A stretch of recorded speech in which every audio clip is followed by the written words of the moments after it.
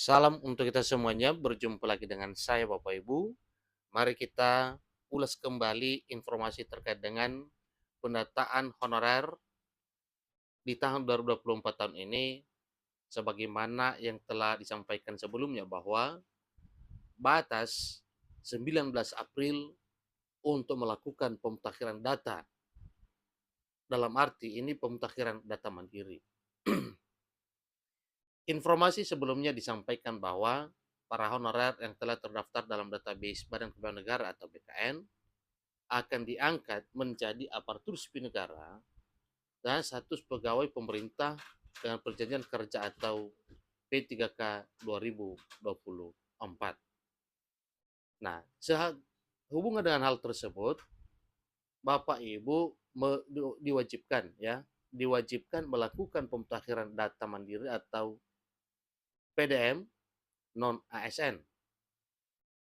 Telah disampaikan bahwa di awal April ini, BKN atau Badan Kepegawaian Negara memberi batas hingga tanggal 19 April untuk melakukan pemutakhiran data mandiri atau PDM non-ASN.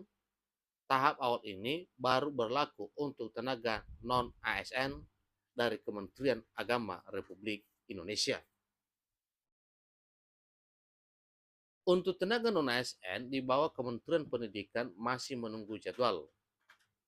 Kesempatan ini harus dimanfaatkan sebaik-baiknya untuk tenaga non-ASN di wilayah Kementerian Agama Republik Indonesia. Nah, tentunya Bapak Ibu tidak tertutup kemungkinan juga bagi Bapak Ibu honorer di bawah naungan Kementerian Pendidikan, Kebudayaan Riset dan Teknologi.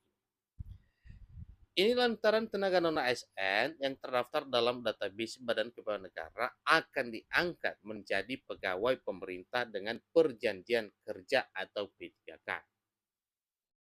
Sesuai amanat undang-undang bahwa penataan tenaga non-ASN, honorer dan sebagainya yang ada di instansi pemerintah, penataannya diselesaikan paling lambat Desember 2024.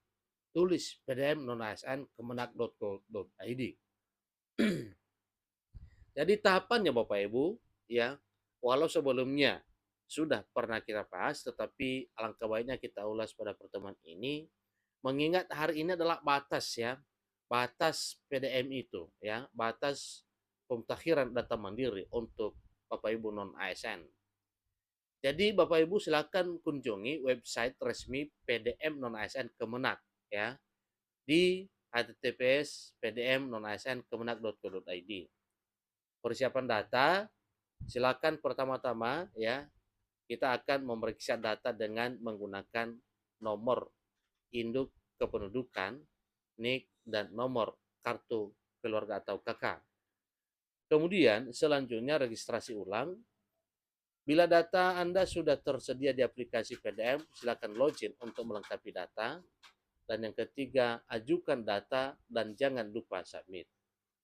Nah, Bapak Ibu, supaya Bapak Ibu tidak salah dalam hal mengecek data, nah, panduannya juga Bapak Ibu, yaitu pertama, silakan masukkan NIK atau nomor KK pada halaman yang tersedia. Seterusnya isi captcha yang tertera, kemudian lakukan pencarian data. Seterusnya jika berhasil, lanjutkan ke proses registrasi. Kemudian berbicara soal registrasi. Nah, bagaimana Bapak Ibu melakukan registrasi?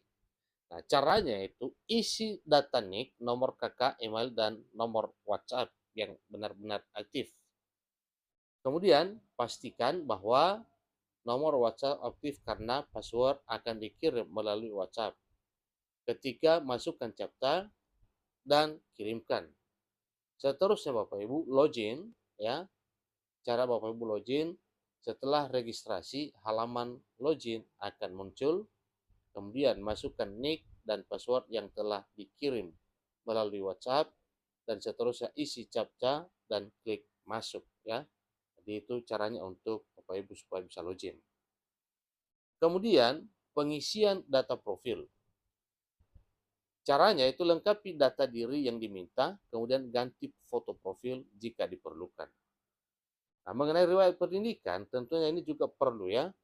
Nah, dalam hal riwayat pendidikan, silakan diisi riwayat pendidikan mulai dari SD hingga jenjang akhir Kemudian unggah dokumen-dokumen yang diperlukan seperti ijazah. Berikutnya riwayat pekerjaan. Nah, ini juga sangat penting Bapak Ibu. Riwayat pekerjaan Bapak Ibu itu artinya dari proses awal Bapak Ibu kerja sampai nantinya diangkat. Pertama, unggah nomor surat keputusan atau SK dan dokumen terkait. Seterusnya, isi data pekerjaan sesuai dengan riwayat Anda. Berikut adalah pengajuan data. Setelah semua data terisi, ajukan data Anda, kemudian tunggu konfirmasi pengajuan. Nah, hal ini dinyatakan selesai Bapak. Ingat Bapak Ibu ya, hal ini atau pekerjaan Bapak Ibu telah selesai dalam hal pemutakhiran data mandiri ini apabila pertama, setelah pengajuan selesai, Anda akan mendapatkan bukti cetak berupa surat pernyataan tanggung jawab mutlak atau SPTJM. Sepanjang Bapak Ibu belum memiliki surat pernyataan tanggung jawab mutlak atau SPTJM, itu artinya ada hal-hal yang perlu diperbaiki Bapak Ibu ya. Sehingga Bapak Ibu tidak bisa ya mendapatkan bukti cetak ya surat pernyataan tanggung jawab mutlak atau SPTJM tersebut. Kemudian unduh dan simpan bukti tersebut sebagai referensi. Nah, itulah ulasan informasi tentang pemutakhiran data mandiri honorer non-ASN yang telah diberi batas hari ini 19 April 2024. Nah, satu pertanyaan Bapak Ibu, apakah masih ada perpanjangan waktu nantinya ke depan dalam hal pemutakhiran data mandiri non-ASN ini?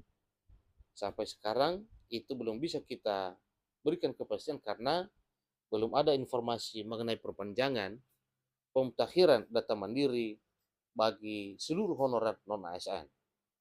Nah, Bapak Ibu honorer yang saya hormati, ini informasinya yaitu dari Kementerian Agama Republik Indonesia. Ya, telah disampaikan tadinya bahwa cara ini itu untuk cara bagaimana cara login, bagaimana cara mengecek data untuk bagi Bapak Ibu non ASN di wilayah Kementerian. Nah, bagaimana dengan wilayah kementerian lain seperti di Kementerian Pendidikan, Kebudayaan, Riset dan Teknologi? Tentu ini juga mungkin sudah pernah dilakukan, tetapi berbicara soal pemutakhirannya, ini belum ada informasi. Namun demikian, Bapak Ibu honorer di bawah naungan Kemendikbudristek siap-siap saja seperti Bapak Ibu honorer non-ASN di wilayah Kementerian Agama, mereka benar-benar sudah diberi kesempatan untuk melakukan pengecekan data ini sehingga nantinya Bapak Ibu sama seperti honorer wilayah Kemenak melakukan verifikasi ulang, kemudian memastikan kebenaran datanya database BKN sudah lengkap ataupun tidak.